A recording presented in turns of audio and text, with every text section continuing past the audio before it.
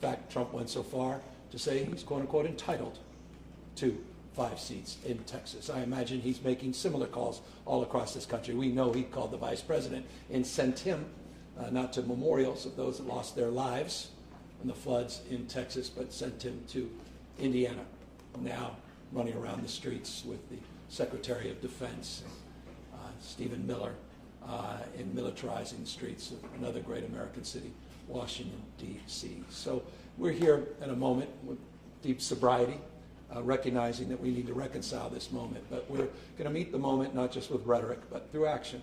We're not just identifying a problem. We're actually trying to solve a problem. And it's a problem of their making. This was not a press conference we intended to have. This is not an action the legislature intended to advance. This is not an election we expected to be holding on November 4th. But they shot the first bullet. They took an action in Texas, and we're responding to it. And I continue to make this point. We're no longer hand-wringing in debating of whether or not we should play hardball in response. It's how now.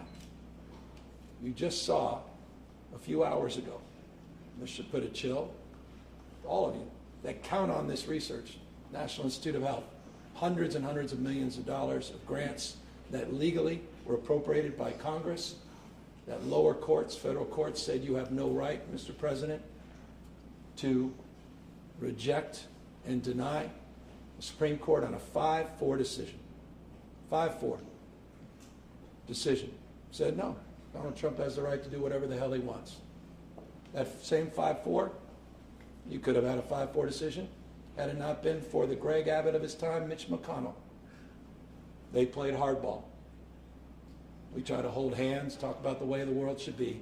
It's just wrong what you did to Merrick Garland. Boy, that's just not fair. Boy, they don't play fair. Just too bad. We had academic exercise and we all talked about the way the world should be. We have watched these guys over and over, the ruthlessness to which they advance their power. And that's what all this is about. It's a power grab. They're rigging the election. It's unprecedented, midterm, to call up 5 seats to do what they did.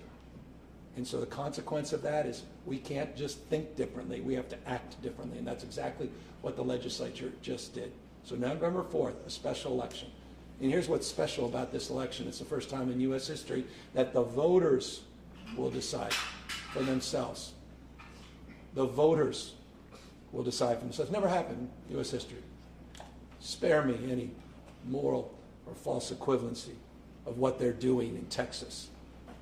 Do just a brief level sort of analysis. That was written, who knows, those maps in Mar-a-Lago. These maps were submitted, yes, by the DCC, amended by the legislature, and now are on the ballot in every ballot box in this state. And as long as we have mail-in ballots, which Donald Trump now has threatened, where 80% of the last election, those votes were cast, they'll be in people's mailbox as well, and they can send back in just a matter of weeks, 75 days, to make real what we are promoting. And so I'll close on that. I'm very mindful that we just entered a new phase. I'm very mindful of the hard work ahead. Here's the good news. We have been in parallel working to organize an unprecedented effort, an unprecedented campaign. I am deeply mindful of how statewide elections work. I have a lot of experience in statewide elections. I'm not naive at all about how much you have to raise, how much you have to organize, bottom up, not just top down. But I think it says everything you need to know that President Barack Obama came out and supported this. I don't know what more evidence you need when different parts of our party, people that have different points of view, many parts, one body, the Democratic Party, Bernie Sanders and others, people are coming out and they recognize what's at stake. And so we're putting a stake in the ground and we're asking the people of the state of California to support Proposition 50. We're asking the people of California who have the power to stand up and restore the rule of law, restore a system of checks and balances, to stand up for the vulnerable and those that are intimidated. They have the power to stand up, yes, to Donald Trump, and they have the power to stand up for the Constitution and the enduring principles and values of our founding fathers. That's what this campaign is about. It's temporary. We maintain the independent redistricting commission. It is transparent. The maps will be in people's ballot box in just weeks, and it is democratic. It'll be the first time any state has submitted redistricting maps to the people. November 4th, coinciding with many, many other existing local elections. And this will be an effort unlike any we've seen, an effort to protect our democracy. And I believe will be overwhelmingly supported, not just by Democrats and independents, but by Republicans who understand the rule of law is a hell of a lot more important than the rule of Don. With that, we're happy to answer any questions. Governor, over and over again, over the last several weeks, you said that voters would be presented with trigger language based on what Texas or other states do. Texas is halfway through its legislative process on these maps, but you've decided apparently to go forward with this anyway and have voters allow these maps to go into effect anyway, regardless of what happens in other states. I mean, even if the courts strike down what happens in Texas. So, I mean, just clarifying, these new maps take effect no matter what. We're moving forward. Texas moved forward. Texas acted. Texas is moving forward. You're suggesting, people are suggesting Texas is not going to move forward because of what we just did? Come on. Governor, the signage is behind you, yes on 50. You said that it's because of the 50 states. Do you plan on campaigning for the state measure inside and outside? No, we think people all across the country are going to campaign here in California for this. They recognize what's at stake. It's not just about the state of California. It's about the United States of America. It's about rigging the election. This is about completely gutting the rules. They can't play. They cannot win. Donald Trump cannot win by playing by the rules. Governor, he has to completely throw out the rule book. He has to rig the election. And that's a national call. What happened, the folks in Texas made this crystal clear when they visited, not just here, but all across the country. It's not about Texas. It was never about Texas. It's about the United States of America. It's about all of us. It's about the midterms. It's about a branch of government that has completely abdicated any responsibility role. I mean, where the hell is Speaker Johnson? What, I mean, seriously, no oversight. He's trying to crush the courts, and he's trying to eliminate any oversight whatsoever. He's got masked men showing up at events. One of the largest private armies in the world that took an oath, increasingly it appears, take an oath to Donald Trump, not to the Constitution, with Border Patrol showing up and intimidation tactics. They will show up, watch this space, at voting booths and polling places across this country. He has federalized the National Guard, not just in LA where they're still doing nothing. Talk about waste and abuse of authority and power. And they're there federalized what? Through Election Day. You think they're not going to be sent out in other American cities in and around Election Day? And now he's trying to get rid of mail-in balloting. What more evidence do you need? He'll get rid of your job if you say something wrong. How could I possibly say that? Ask ABC, ask CBS, ask the Paramount deal. He doesn't like what you're thinking or saying because you have an independent thought. He'll try to gut programming dollars, not just as it relates to PBS or some other network or program, but he's going after institutions of higher learning. Ask the folks at UCLA, $1 billion extortion.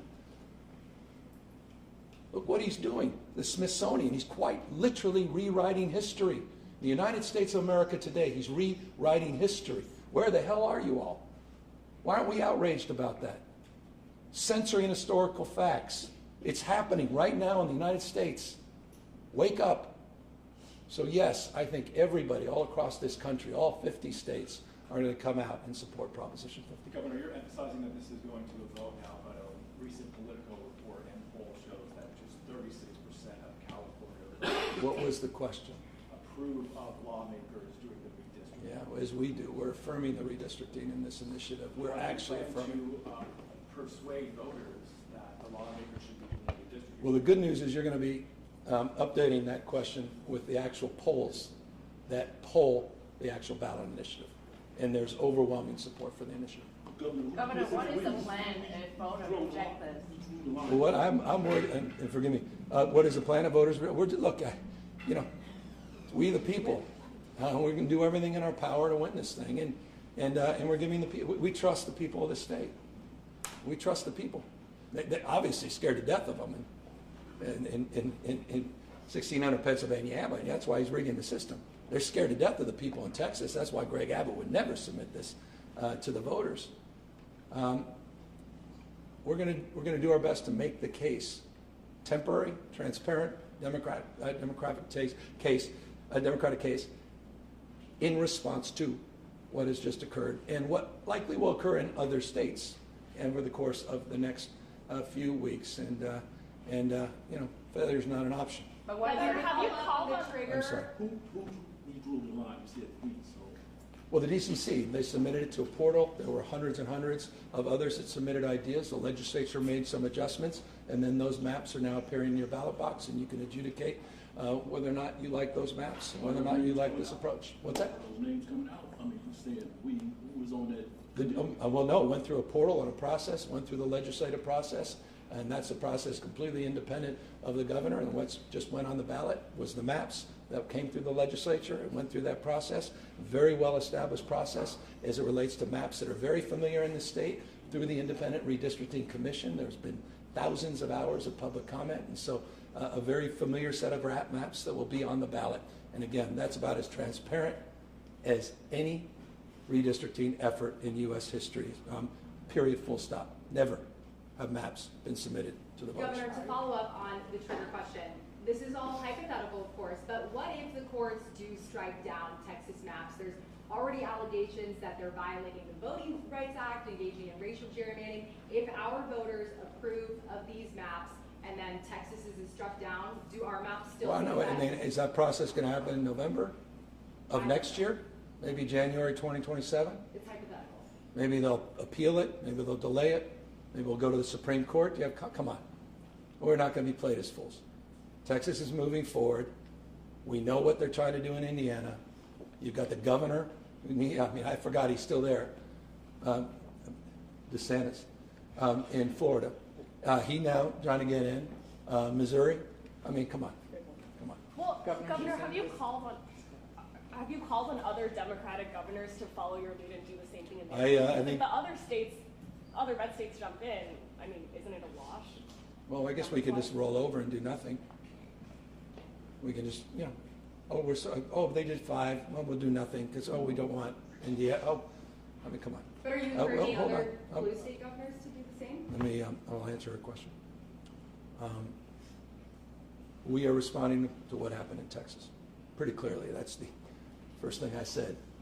Gene, first conversation, reacting to. We're a state that can neutralize. We're a state that can literally punch back and negate any unfair advantage that they're trying to rig. As it relates to other states, I really appreciate the work that J.B. Pritzker has done to elevate this issue. I appreciate what Kathy Hochul has done to elevate this issue. I've had conversations with other governors that are very interested in what's going on, and they will make a determination with their legislature to decide for themselves if they want to move in this direction. I do believe in the power of emulation, and I do believe that the actions of this legislature will inspire other legislative leaders to pursue, pass, to meet this moment, to save this democracy, and to stop this, this authoritarian and his continued actions to literally vandalize and gut our Constitution and our democratic principles and rule of law. Governor, on transparency, I mean, the legislative leaders. We had one other, Okay. forgive me. Oh, sorry. You've become you sort of have come to define this effort to the point where people are referring to this as the Gavin-mander. Are you concerned about this campaign becoming a referendum on you and your own? I am. I'm concerned about what Donald Trump is doing, and to the extent that we can provide a pathway to get support for this initiative, I'm going to continue to do everything in my power to help support this effort. This was not something 6 weeks ago that I ever imagined we would be doing. This is being done in response from Texas. This was not an organized effort. This was a reaction to an assault on our democracy in Texas, and we're going to continue to support those that are of like mind to get the vote out and to get the word about what this is all about. If you're willing to take a question on a different topic, Eric Menendez is before the parole Okay, I board appreciate today. One moment. Anyone else? Here's the Yeah, and I shouldn't even governor. smile. I mean, On it's, the- on yeah. the- on the I'm happy to legislative answer. leaders who are responsible for these maps, it's ultimately Assembly Speaker Robert Rivas and Senate Pro Tem Mike McGuire. They are not here to answer our questions about ultimately you these should maps. talk to I them. know, I'd love to. This is the second time they haven't shown up when a ballot measure is placed on the ballot by the legislature to answer questions from reporters. My question is, if those two end up running for Congress after this, or they're Ashley, I don't- because how could that Ashley, impact this you're campaign? tight. I don't even. How could that impact this campaign? don't. I mean, considering voters did not want politicians drawing lines for themselves. You'll have to ask them.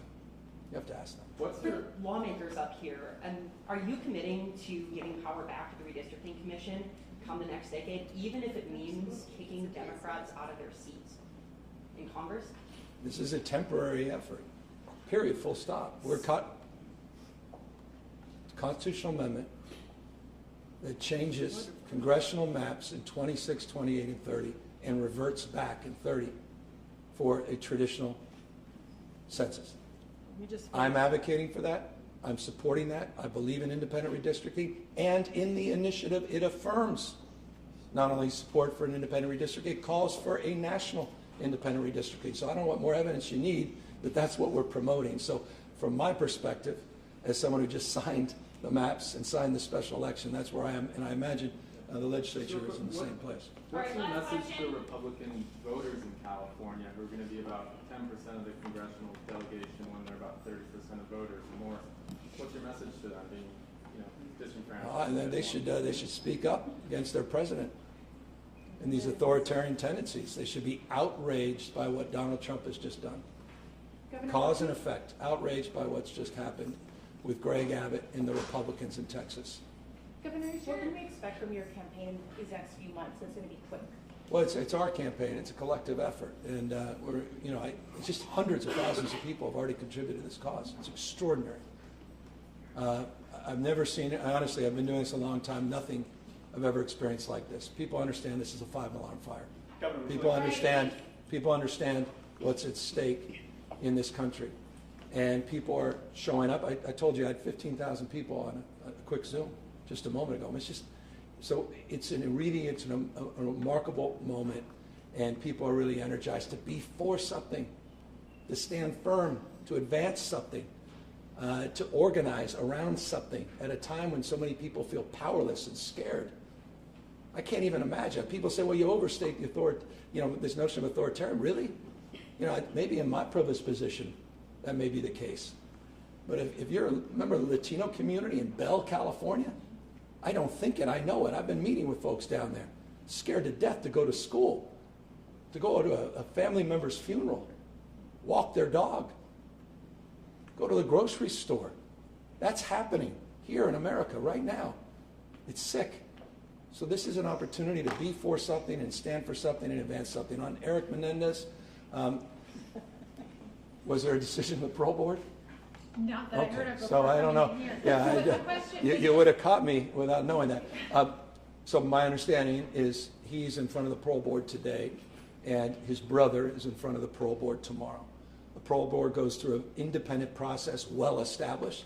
As you know well, I look at anywhere from 20 to 45 cases every single week. This will be one of many cases if they move forward and recommend their parole. If they reject it, it's an academic exercise, and then they will determine whether or not they go back in front of the parole board in 1 year, 2 or 3 years. That's their determination.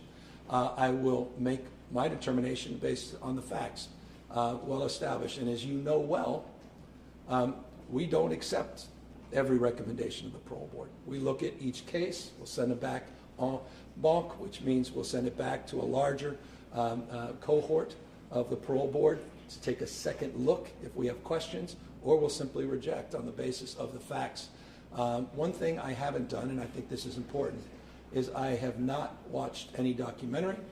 I have not watched anything that has come out on the Menendez brothers, and I very intentionally avoided that in expectation and anticipation that this might land on my desk. So the facts themselves will speak for themselves, not my opinion, not what's on TikTok or what's on YouTube, or not what you or others may be saying about these two individuals. I'll look at them on that basis of the facts and the presentation and the reports provided by the parole board if this lands on my But desk. the facts Right. regarding Thank you guys that, what very are the much. factors that you consider? Press please hold.